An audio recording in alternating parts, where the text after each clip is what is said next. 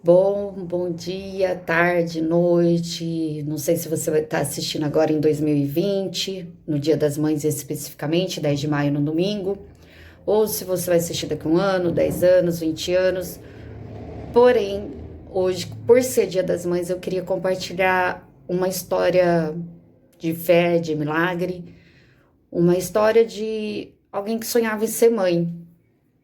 E no caso, até ela chegar a ser mãe, houve muitas percas, mas nunca deixou de ter fé. E essa história é minha, né? É minha história a história de como eu tive a Maria. Hoje, quem me vê mãe nem imagina o que eu passei para conseguir ser mãe. Esse vídeo vai ser bem longo. Eu não pretendo editar. Eu acredito que vai dar uns 20 minutos e eu vou tentar ainda resumir a história ao máximo, mas eu acho que eu acho não, os detalhes dessa história é muito importante. Eu acho legal você assistir, você que sonha em ser mãe, você que já teve alguma perca, que você no final entende ou compreende os processos que Deus tem para que algo aconteça. Bom, foi assim, né? Eu casei em 2010 e logo que eu casei, o Paulo quis ser pai. Não era o meu sonho ser mãe, mas se tornou meu. Até então nem planejava nome de filha, sabe aquelas coisas que as pessoas têm, ai, de ser mãe? Não, nunca foi meu sonho. Meu sonho era, sei lá, sair o resto da vida. Só que um dia a idade, né, você vai ficando com 24, 25, aí aquela coisa de família começa a pulsar, que foi meu caso, né? Para quem tem a vocação e desejo de ter uma família também, porque cada história e cada vocação acredito que seja diferente. Aí quando ele falou isso, eu pensei, ah, bora, né? E vamos. E fiquei grávida, né? A gente foi morar junto em janeiro, casamos em julho no civil. E em junho ou maio eu descobri que estava grávida. Junho, eu acho. Eu não sei a data certa. Eu sei que eu sabia porque, né, minha menstruação era regular, atrasou um dia, comprei o teste da farmácia, deu positivo e já tinha uma pequena mudança no meu corpo e falei, ah, tô grávida. Fiz depois o exame de laboratório, do qual confirmou. Nossa, foi uma alegria. Eu lembro que na época do Orkut eu cheguei a postar, né? Ai, você é mãe. E isso me soou uma coisa tão mágica, tão bonita, sabe? Era uma realização de tudo, né? E eu lembro que postei e tudo mais, aí fui, né, sintomas e marquei minha outra. Quando marquei minha outra e fui fazer, olha, eu falo assim, ah, ainda é muito novo, tá de 6 semanas, não dá pra ver batimento. Numa próxima outra que eu vou agendar daqui uma semana, eu acredito que dá. Falei, ah, então tá bom, nunca tinha feito nada, né? Nem sabia os processos. E na outra semana eu fui fazer. Aí veio a primeira notícia, ele falou assim, ó, era para estar com batimento e ter desenvolvido mais um pouco, né? Principalmente nas primeiras semanas, eles vão evoluindo. E ele falou assim: não tem batimento. Se você quiser esperar uma semana, que às vezes acontece naturalmente, ou se você quiser tomar algum remédio, alguma coisa, porque você tá com um aborto retido. Aí eu, aborto? Aí, assim, me deu um choque. Falei, não, vou esperar uma semana para que seja natural, se tiver que acontecer alguma coisa. Mas no meu coração, eu tinha que seria que daqui a uma semana ia ter o batimento, porque ainda era muito cedo. Enfim, eu falei, vou esperar. E passou e não, né? Fiz um outro exame e realmente não. Aí o médico falou assim: ó, vou ter que internar você, você vai ter que fazer uma curetagem. Aí eu nem sabia o que era curetagem, né? Fui fazer, né? Já fui e já tive que ficar no hospital.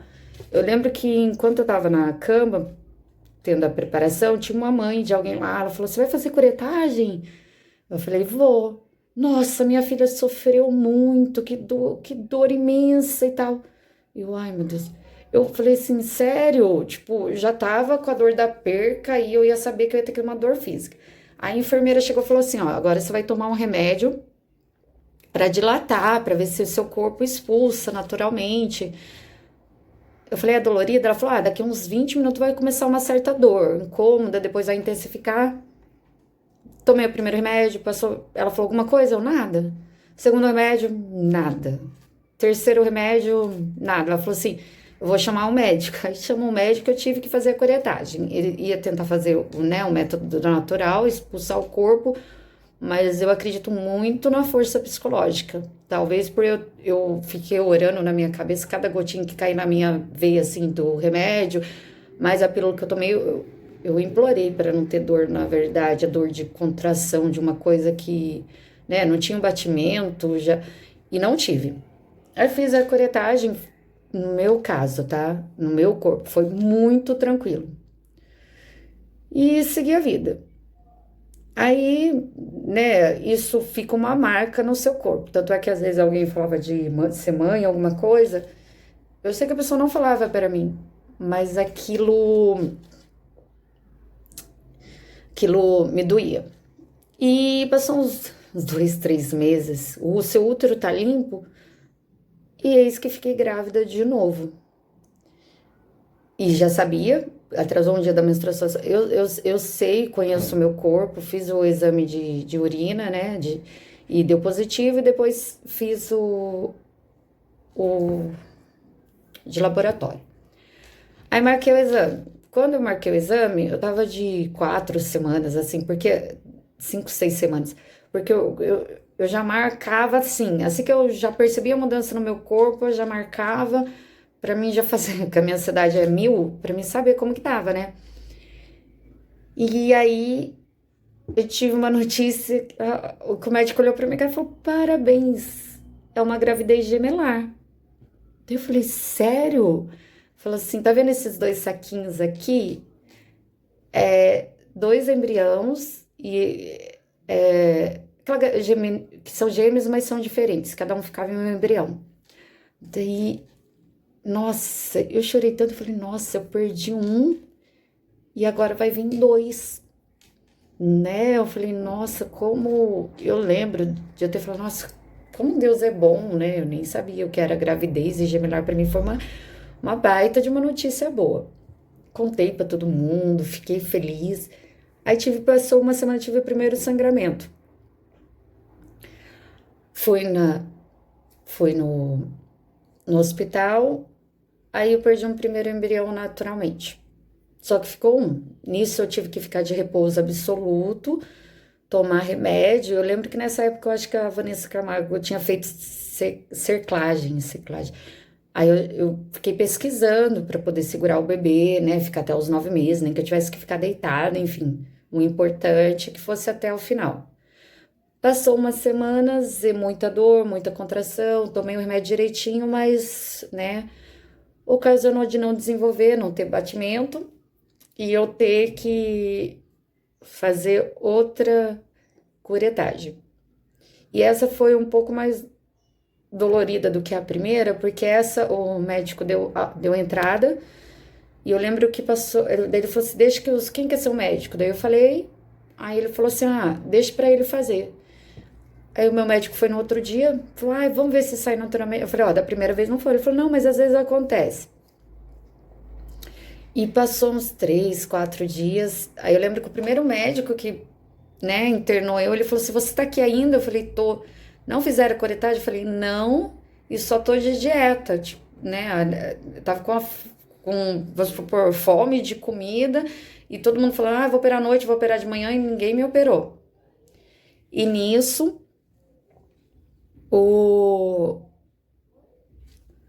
aí ele pegou e falou, não, hoje você vai operar. E foram dias bem difíceis essa segunda vez, porque eu fiquei vários dias no hospital. Eu só recebi visita do meu marido, ninguém foi me visitar. E eu lembro que nessa época, às vezes a gente precisa da solidão um pouco para se conectar mais a Deus, ouvir a Deus. Não existia celular, internet, essas coisas em celular. Eu lembro que eu fiquei ouvindo o rádio. E a passagem que tá falando era de Josué, quando os irmãos traíram ele, e depois ele voltou como governador. Mas assim, o que eu levei dessa história foi que às vezes a gente vai se sentir abandonado, a gente vai se sentir sozinho, e a todo momento Deus vai estar com você. E sabe, essa mensagem que eu quero passar, porque eu poderia estar sem ninguém fisicamente, mas em todo momento Deus estava comigo.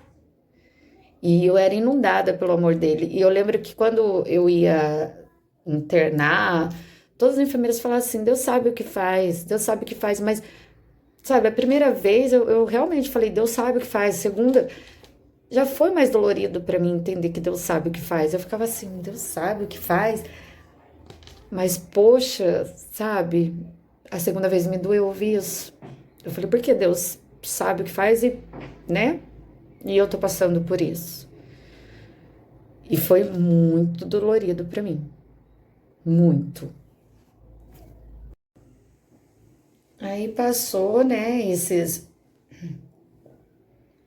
episódio e vida segue, né? Nada pode parar. E, e aí comecei a ter muita dor, uma cólica, mas era uma cólica que ninguém imagina. Eu lembro que eu acordava assim, era todo dia, umas 4h30, 5h30 da manhã, não sei. Eu gritava de dor. Aí meu marido falou: vai no médico. Aí eu fui, ela falou assim: ó, você teve grávida, o seu nível hormonal tá aqui como grávida ainda, porém, por causa do sangramento, eu cheguei a fazer o exame de imagem, né, no útero transvaginal, não tem nada, então você perdeu. E tá, né, voltei pra casa, triste, mas eu nem cheguei a viver a gravidez, né, foi a dor, ouvi a notícia, ok. Aí um dia eu tava trabalhando, né? E chegou no fim do tarde, eu comecei a sentir uma dor leve. Só que a dor foi ficando assim, tomou uma proporção, teve uma hora que eu não conseguia falar. E eu lembro que eu, né, deitei na mesa assim, e o meu chefe tinha a parte dele era de vidro que via a gente. Aí ele viu que eu deitei na mesa assim, e ele falou para as meninas e falaram comigo. Eu falei: eu tô com uma dor insuportável. Eu não tô conseguindo nem falar. Daí ele pediu para uma das meninas, no caso, na época foi a Mirella, me levou no médico, né? Correndo, eu falei: Mirella, eu não consigo respirar. Fui gritando de dor, gritando. E fui na médica, ela falou assim: nossa, mas daí pediu outro exame, não descobria nada, e deu remédio de dor, mandou eu voltar para casa. Ela falou: às vezes é algum processo do aborto que deve estar doendo, tá? Voltei para casa. Aí eu fiz uma pesquisa, assim, de dor e tudo mais, e eu comecei a ler sobre gravidez ectópica. Quem não sabe, é uma gravidez no que dá nas trompas. Ela desenvolve normal, só que de vez de ser no útero, é na trompa. E cada um tem é uma gravidez muito de risco e pode acontecer de repente, né, de estourar alguma coisa e você ter uma infecção generalizada e morrer. E eu com essa notícia assim, sabe, fiquei assustada, que eu vi na internet, não era o que eu tinha, mas batia com as dores que eu ainda estava. E fui na médica, na época era o SUS, e falei pra ela, eu falei assim, ó, eu li sobre gravidez ectópica, e como você disse, ela falava que o meu exame, que fez eu pensar nisso foi porque ela disse que o meu exame hormonal cada semana aumentava. Se eu tive aborto, era para o hormônio da gravidez ir diminuindo e não aumentando. E ela pegou e pediu um outro tipo de ultrassom. Daí ela falou: nossa, você está com a gravidez ectópica. Daí eu falei assim: eu posso voltar para casa? Como que vai agendar uma cirurgia? Eu pensei que, tipo, ela ia marcar daqui uns 3 meses. Eu não sabia mesmo. Ela falou: não, você vai ficar aqui hoje. Você vai operar agora. Eu falei: agora? Ela falou: porque, né? Daí ela explicou e tudo mais. E fiquei internada. No que eu fiquei internada e tive que. Aí, ó, pra mim naquele momento meu mundo tinha acabado. A hora que a enfermeira chegou, começou a falar de Deus, eu falei: olha, sinceramente, eu já ouvi tudo. E eu sei, vai passar. Eu tava com tanta dor, que não adiantava passar nada para mentir que aquilo ia passar, porque só eu sei o que eu passava depois que passava. Não era minimizando Deus, mas eu naquele momento eu não entendia. Eu lembro que eu falava, Deus, eu não entendo, mas agora eu tô muito brava. E eu acho que não adianta a gente mentir as coisas, principalmente para Deus, o que passa no nosso coração. Naquele momento eu não queria ouvir nada. Fiz a cirurgia, tirei um pedaço da trompa, do ovário direito. Nisso eu descobri que o meu útero, ele era retrovertido, intravertido. De vez ele ser normal assim, ele era virado pro outro lado. Descobri que o meu sangue era O negativo, né? Desde a primeira gravidez.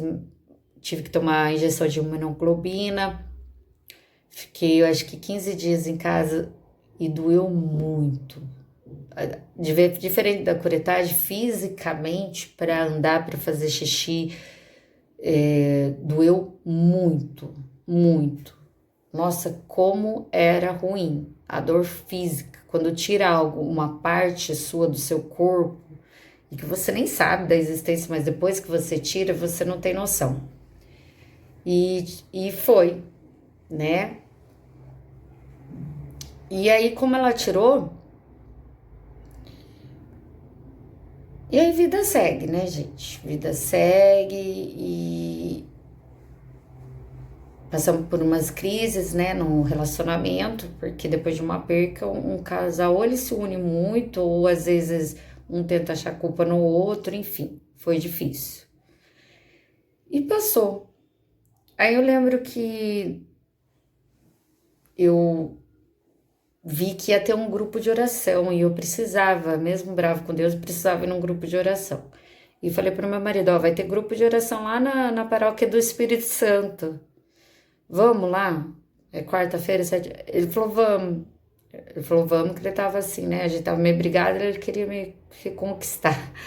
E fomos. Nisso estava o Juninho da Ide. A pregação foi uma pregação que não tinha nada a ver de gravidez, de milagres, assim, de maternidade, nada. Acabou o grupo, ele falou assim, gente, Deus tá tocando no meu coração para falar com pessoas que não conseguem engravidar ou que engravidou teve alguma dificuldade. E Deus me deu um dom que por exemplo, acho muito lindo. Todas as pessoas que eu toco o útero, elas têm a gestação normal. Gente, aquilo lá, assim, é história de fé, mas ouvir aquilo fez eu ter certeza. E eu tava grávida também, tá, gente? Por isso que eu quis ir também. Mas fez eu ter a certeza que essa gravidez ia ser diferente. E daí eu fui lá, ele orou, quando ele colocou a mão assim, gente, a unção de Deus, o poder de Deus, coisas não visíveis, é só quem vive, sente. A hora que tocou no meu útero, eu senti, mas eu senti tanto Deus e senti que essa era a gestação. E eu chorei copiosamente, porque eu tinha certeza que ali era o milagre de Deus na minha vida. Não, e milagre, né, como você já deve saber, não é algo que eu vejo para acreditar, eu sinto e ele acontece. E eu sabia. Eu fui embora, marquei minha ultra. Confesso que quando eu fui fazer, né, devido ao meu histórico, todas as vezes que eu fui ver era uma história de morte, eu fui, mesmo sabendo que era um milagre, eu fui receosa. E assim que eu fiz, eu ouvi o coração da Maria.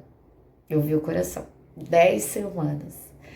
E eu ouvi aquele coraçãozinho rápido que eu nunca tinha ouvido em nenhuma gestação.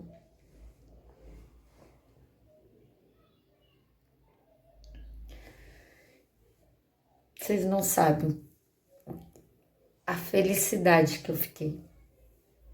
Assim, o momento mais feliz da minha vida foi ouvir, até então, foi ouvir o coração. E a gravidez seguiu normal. Claro que às vezes, né, a voz interior, a voz do medo tentava mostrar alguma coisa que poderia dar errado, enfim, mas foi tudo normal. Tive muito enjoo, tudo normal, assim, dentro da gravidez.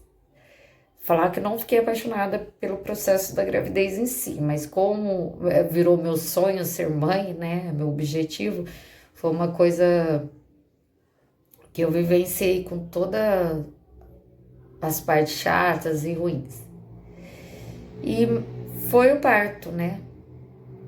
E ela nasceu, ela era para ser normal, porque SUS não tem opção de cesárea, só que como eu tava com muita dor, eu comecei a orar para Deus, eu falei, Deus, essa é a dor da contração, eu tava com 3 dedos só, eu falei, ai Senhor, dá um jeito de ser cesárea, porque eu não tava aguentando de dor com 3 dedos, eu sou fraca mesmo.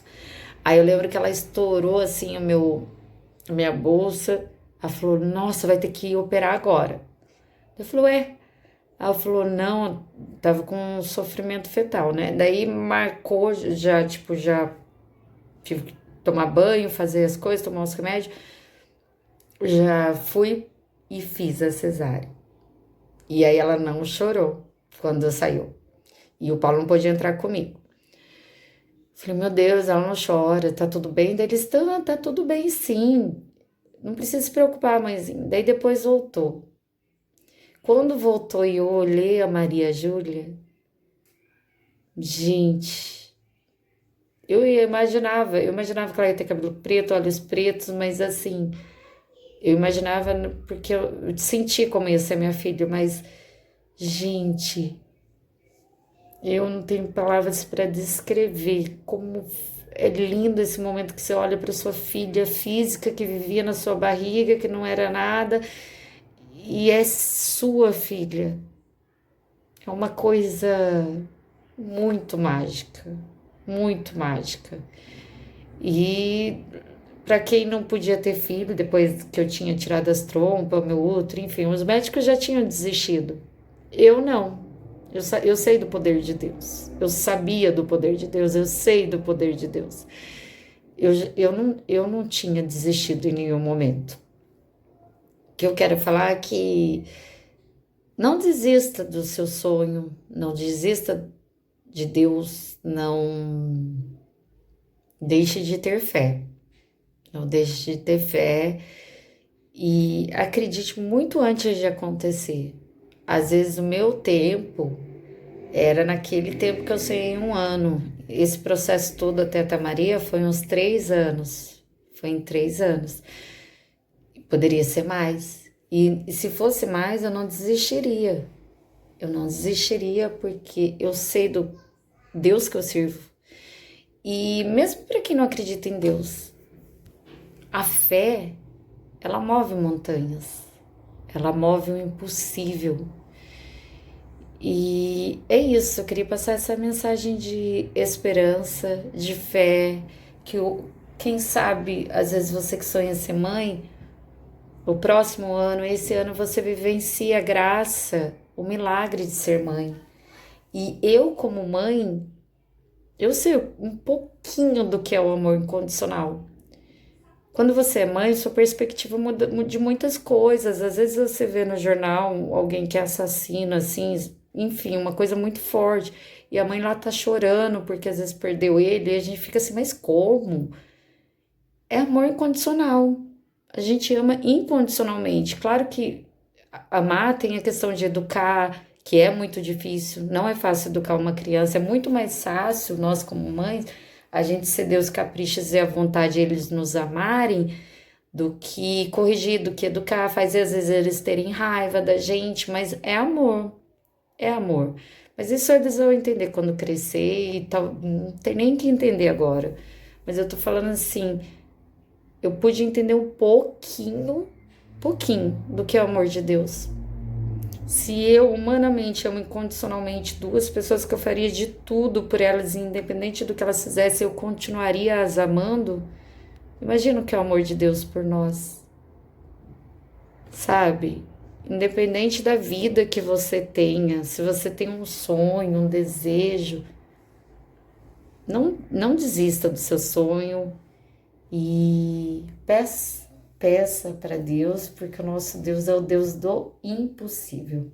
E é essa mensagem que eu quero deixar no Dia das Mães. Eu preciso partilhar, porque eu não posso levar isso comigo. Eu tenho que levar essa história para o maior número de pessoas, principalmente para as mulheres que sonham em ser mãe ou que tem algum sonho, às vezes está pedindo para o filho alguma libertação de droga, de vício, de uma vida ruim que a pessoa esteja levando. Você, como mãe, você pode clamar aos céus e não desista. É essa a mensagem por hoje. Um abraço e qualquer coisa deixa aqui nos comentários sua história de fé para que outras pessoas possam se inspirar. E se tem um grande sonho, coloque aqui já como fé mesmo de que vai acontecer. Um beijo.